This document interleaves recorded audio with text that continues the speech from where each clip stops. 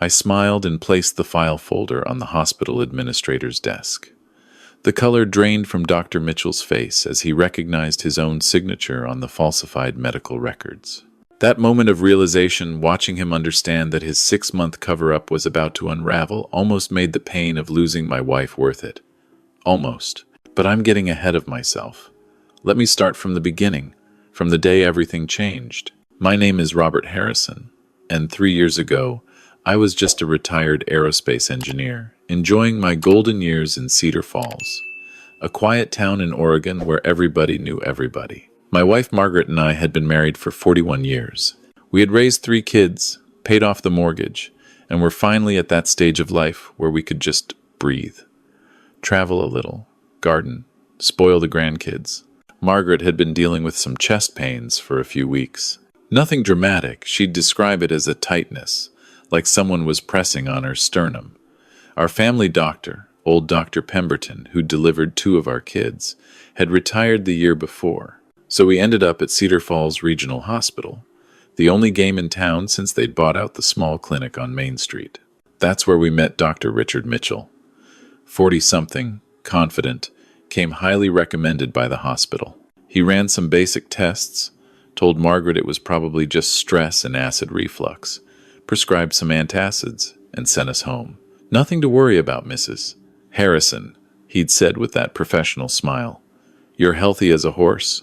3 weeks later, Margaret collapsed in our kitchen while making Sunday breakfast. Massive heart attack. By the time the ambulance got her to Cedar Falls Regional, it was too late. She was 62 years old. The grief hit me like a freight train. For weeks, I couldn't function. Our daughter Emma flew in from Seattle, our son David drove up from Sacramento, and our youngest, Tommy, came home from Colorado. They helped me plan the funeral, sorted through Margaret's things, tried to get me eating regularly. But something didn't sit right with me. Margaret had been healthy. She walked 3 miles every morning. She did yoga, she'd never smoked, barely drank. And those chest pains, looking back, they sounded exactly like the angina symptoms I'd read about in every heart health article I'd come across since her death. 2 months after the funeral, I requested Margaret's complete medical records from the hospital. It took them 3 weeks to produce them, which should have been my first red flag. When I finally sat down to read through everything, that's when the engineering part of my brain kicked in. The analytical part that had spent 35 years designing aircraft systems and catching errors that could cost lives. The EKG results from Margaret's visit didn't match what Dr. Mitchell had told us. There were clear abnormalities, ST segment changes that even I, with no medical training beyond Google and determination, could see weren't normal. But in the notes section, Dr. Mitchell had written normal sinus rhythm, no abnormalities detected. Either he couldn't read an EKG, or he'd lied to us. I made an appointment with a cardiologist in Portland, 2 hours away. Dr. Sarah Chen spent an hour going through Margaret's records with me. Her face grew grimmer with each page. "Mr. Harrison," she finally said, "your wife showed clear signs of coronary artery disease. This EKG should have prompted immediate further testing. At minimum, a stress test and echocardiogram. These symptoms and results together, any competent physician would have recognized this as a cardiac event waiting to happen." "So he made a mistake?" I asked, though I already knew the answer was worse than that. "A mistake is writing the wrong prescription dosage," Dr. Chen said carefully. This is negligence, and I'm very sorry for your loss." I thanked her, drove back to Cedar Falls, and sat in my truck in the hospital parking lot for 2 hours, just thinking, planning. My engineering background had taught me that every problem has a solution if you approach it systematically, and every cover-up leaves traces if you know where to look. That evening, I started a spreadsheet. I know who makes a spreadsheet for revenge, but that's who I am. Column A, date. Column B, evidence collected. Column C, next steps. Column D, resources needed. Over the next week, I did what any grieving widower would do. I joined the hospital's community advisory board. I volunteered at their health fairs. I made donations in Margaret's memory. I became such a fixture around Cedar Falls Regional that the staff started greeting me by name. And I listened. God, did I listen? That's how, 3 months after Margaret's death, I found myself in the hospital cafeteria at 6:47 p.m. on a Tuesday evening. The place was nearly empty, just the die-hard night shift nurses grabbing coffee before their rounds. I was sitting in a corner booth pretending to read the local paper when I heard voices from the administrative hallway just beyond the cafeteria entrance. "Can't keep covering for him, Gerald?" A woman's voice, stressed. "We don't have a choice, Patricia." That was Gerald Hoffman, the hospital administrator. I'd met him twice during my volunteer work. If it comes out that Mitchell missed 3 cardiac cases in 6 months, we're looking at lawsuits that could bankrupt this hospital. My hands clenched around my coffee cup. 3 cases? But people died, Gerald. That Harrison woman. I know, Gerald cut her off. And I feel terrible about it. But Mitchell's the only cardiologist within 50 miles. If we lose him, if his reputation tanks, this entire community loses access to cardiac care. Sometimes the needs of the many outweigh. "Oh, spare me the Spock quotes," Patricia snapped. "This is people's lives we're talking about, which is exactly why we're going to quietly settle with the families, make sure Mitchell gets some additional training, and move forward. The alternative is this hospital closes. And then what? Everyone drives 2 hours to Portland for a broken arm?" Their voices faded as they walked away. I sat there, my cold coffee forgotten, as rage and clarity washed over me in equal measure. They knew. They'd known about other deaths, other families destroyed by Mitchell's incompetence or negligence or whatever you wanted to call it. And they were covering it up. I went home that night and added a new tab to my spreadsheet. Other victims. The next 3 months became my full-time job. I hired a private investigator named Marcus Webb, a former cop who'd retired to Cedar Falls and was bored out of his mind. I gave him a simple task. Find everyone who died of cardiac-related issues at Cedar Falls Regional in the past 2 years, after seeing Dr. Mitchell. Marcus came back with 7 names. 7 families who'd lost someone, mothers, fathers, a 28-year-old marathon runner with an undiagnosed congenital defect that should have been caught. 7 funerals. 7 sets of people who thought they'd just gotten unlucky. I started attending grief support groups at local churches. Not under false pretenses, I really was grieving Margaret. But I listened to the stories. And when I heard someone mention Cedar Falls Regional, mention Dr. Mitchell, mention that something didn't feel right about how quickly their loved one had deteriorated, I gently suggested they might want to request their medical records. One by one, I made contact with 4 of the 7 families. The others had moved away or weren't ready to hear that their loss might have been preventable. But those 4, the Johnsons, the Patels, the Morrison family, and a widow named Helen Bryce, they were ready to listen. We met at my house on a Saturday morning in February, 6 months after Margaret's death. I'd laid out everything on my dining room table, like a war room. Medical records, expert analyses from Dr. Chen and 2 other cardiologists I'd paid for consultations, Marcus's investigative reports, and my meticulous timeline of events. What I'm proposing, I told them, isn't going to bring back the people we lost. Nothing can do that. But we can make sure this doesn't happen to anyone else. We can get justice. But it requires patience, documentation, and we have to do this right. James Johnson, who'd lost his 53-year-old wife, looked at the evidence and then at me. "What do you need from us?" "Your stories, your medical records, your permission to bring in a lawyer who specializes in medical malpractice, and most importantly, your silence until we're ready to move. If Gerald Hoffman or Dr. Mitchell catch wind of what we're doing, they'll lawyer up and bury everything." Over the next 3 months, we built an ironclad case. The lawyer, a woman named Rebecca Torres from Portland, who'd made her career on David versus Goliath medical cases, was practically salivating at the evidence. "This isn't just malpractice," she said during our 3rd meeting. "This is systematic cover-up. The hospital administration knew and chose to hide it. That's corporate negligence. That's punitive damages territory." But Rebecca warned us. A case this size, against a hospital that's the primary employer in a small town, it's going to get ugly. They'll drag your loved ones' names through the mud. They'll question every decision they made. Are you all prepared for that? We were. We'd had time to grieve, time to process. Now we wanted accountability. The plan was simple but required precise execution. Rebecca would file a multifamily wrongful death lawsuit on a Monday morning, right after the local newspaper published a front-page story about systematic cardiac care failures at Cedar Falls Regional. The story would cite anonymous sources Marcus had carefully cultivated a relationship with a sympathetic nurse who was horrified by what she'd witnessed, but too afraid to come forward alone. But before any of that, I wanted one moment. One face-to-face confrontation where Dr. Mitchell and Gerald Hoffman understood exactly how thoroughly their cover-up had failed. That's what brought me to Gerald's office on that Friday afternoon, 1 week before the lawsuit was scheduled to drop. I'd requested a meeting under the guise of discussing a larger memorial donation in Margaret's name. Gerald, always eager to court donors, had cleared his schedule. Dr. Mitchell was there too. Gerald had mentioned wanting to thank me personally for my understanding and grace during my loss. The irony was almost too much. We exchanged pleasantries. Gerald's office was all dark wood and diplomas, the kind of space designed to project authority and competence. Dr.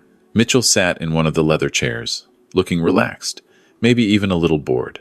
They thought this was going to be 30 minutes of a wealthy widower making them feel good about themselves before writing a check. Gentlemen, I began, I appreciate you taking the time. Before we discuss the donation, I wanted to share something with you.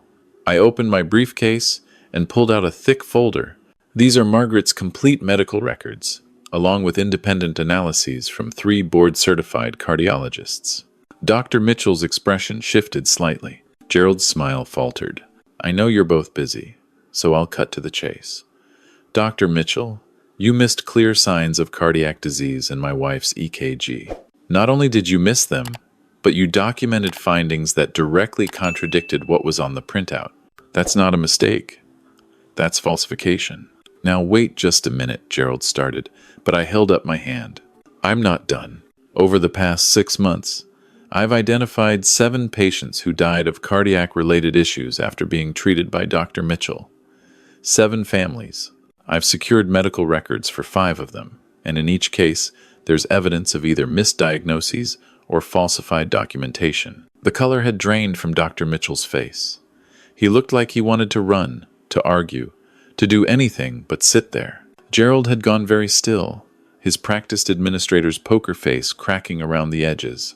I also have recordings, I continued, pulling out my phone, including a very interesting conversation from 6 months ago in the hallway outside the cafeteria, where you, Gerald, explicitly discussed covering up Mitchell's pattern of negligence to avoid lawsuits. I'd upgraded my phone the day after that cafeteria incident. Turns out, retired engineers can learn to use voice-activated recording apps pretty quickly when they're motivated. You can't. Gerald sputtered. One-party consent state, I said calmly.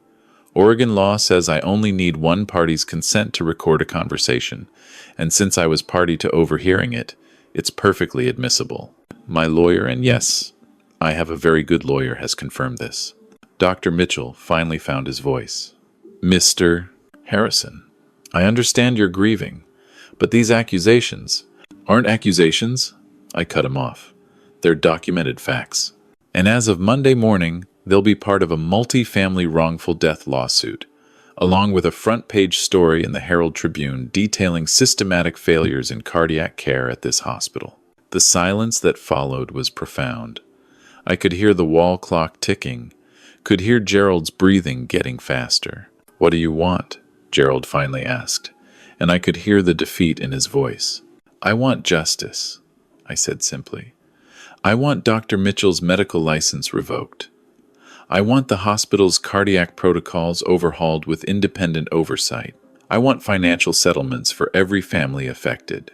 And I want a public admission of what happened and what you tried to hide. The hospital will be ruined, Gerald said quietly. Jobs will be lost. The town deserves a hospital that doesn't kill patients and then cover it up, I said, and I let some of the anger I'd been holding back seep into my voice. You had choices, Gerald. 6 months ago, you could have reported Mitchell to the medical board. You could have reached out to the families. You could have done the right thing. Instead, you chose to protect your reputation and his career over people's lives. I stood up, leaving the folder on his desk. My lawyer will be in touch. You have the weekend to decide how you want to handle this. You can fight it and drag this out for years, spending millions on legal fees and watching your hospital's reputation disintegrate in the national media, because yes, this story is going national. Or you can accept responsibility, settle fairly, and try to rebuild with some integrity intact. I walked to the door, then turned back. By the way, there are 4 other families joining the lawsuit. They're all prepared to testify. The Johnsons, the Patels, the Morrisons, and Helen Bryce. You might remember them. They're the ones you never bothered to contact, never offered answers to, just hoped they'd go away quietly. Dr. Mitchell had his head in his hands. Gerald just stared at me with an expression I couldn't quite read: anger, fear, and maybe a tiny bit of respect. Margaret would have wanted me to do this the right way, I said. She was always the one who believed in institutions, in systems, in assuming people would do the right thing. I'm doing this for her, but I'm also doing it for everyone who comes after us, because no other family should have to go through what we went through. I left without waiting for a response. The next 72 hours were the longest of my life, even longer than the days after Margaret's death. I kept waiting for the phone to ring, for some kind of retaliation, for lawyers to show up at my door with gag orders or threats. But nothing came. Monday morning, Rebecca filed the lawsuit at 9 a.m. At 9:15 a.m., the Herald Tribune published their story online. By noon, it had been picked up by the Associated Press. By evening, CNN had a crew outside Cedar Falls Regional Hospital. The public response was immediate and overwhelming. Former patients started coming forward with their own stories of near misses and ignored symptoms. The state medical board launched an investigation. The hospital board of directors called for Gerald Hoffman's resignation, and Dr. Richard Mitchell's medical license was suspended pending review. It took 18 months for everything to be resolved. The hospital settled with all 5 families for undisclosed amounts. I can tell you mine was more than enough to establish a foundation in Margaret's name that provides free cardiac screenings for uninsured residents of Cedar Falls. The Johnsons, Patels, Morrisons, and Helen Bryce each used their settlements to honor their loved ones in their own ways. Dr. Mitchell's license was permanently revoked after the medical board's investigation uncovered even more cases of negligence stretching back 7 years. Gerald Hoffman resigned and accepted a plea deal on obstruction charges, no jail time, but his career in hospital administration was over. Cedar Falls Regional brought in a new administrator who implemented transparent reporting protocols and hired 2 new cardiologists, both with impeccable credentials and a mandate to rebuild trust with the community. They even established a patient advocacy program, where families can request independent reviews of care without fear of retaliation. I still live in Cedar Falls. Some people consider me a hero. Others think I destroyed the town's hospital and cost people their jobs. The truth, like most truths, is more complicated. The hospital didn't close, it changed. And change, even necessary change, is painful. I visit Margaret's grave every Sunday. I tell her about our grandkids, about the foundation bearing her name, about the people who've gotten early cardiac diagnoses because of the free screening program. I tell her that I tried to honor her memory, not with flowers or platitudes, but with action. Sometimes I wonder if she'd approve of how I went about it. Margaret was always the diplomatic one, the peacemaker. But then I remember something she used to say. Being kind doesn't mean being a doormat, Robert. Sometimes the kindest thing you can do is make sure bad things don't keep happening. The other families and I still get together once a month. We've become our own little support group, bound together by loss and the strange camaraderie that comes from fighting the same battle. James Johnson jokes that we should start a consulting business for other families facing similar situations. Helen Bryce has actually become a patient rights advocate, traveling to speak at medical conferences about the importance of listening to patients and their families. As for me, I've gone back to my quiet retirement. I tend Margaret's garden, which has grown more elaborate each year. I build birdhouses in my workshop. I take our grandkids fishing, and every once in a while, someone will reach out, a friend of a friend who lost someone under suspicious circumstances, who doesn't know where to turn or how to get answers. And I'll sit down with them, pull out a fresh spreadsheet, and start in column A. Because here's what I learned through all of this. Justice isn't always loud or dramatic. Sometimes it's methodical. It's spreadsheets and patience and being willing to play the long game. It's about documentation and preparation and understanding that the truth, when properly compiled and presented, is the most powerful weapon you have. But most importantly, I learned that grief doesn't have to be passive. You can sit in your pain and let it consume you, or you can channel it into making sure your loss means something, that no one else has to go through what you went through. Margaret believed in making the world a little bit better every day. She did it through kindness and volunteering and always seeing the best in people. I tried to do it by holding people accountable when they failed to live up to the trust placed in them. Different methods, same goal. And you know what? I think she'd understand that. Maybe she'd even be proud. I'd like to think so, anyway.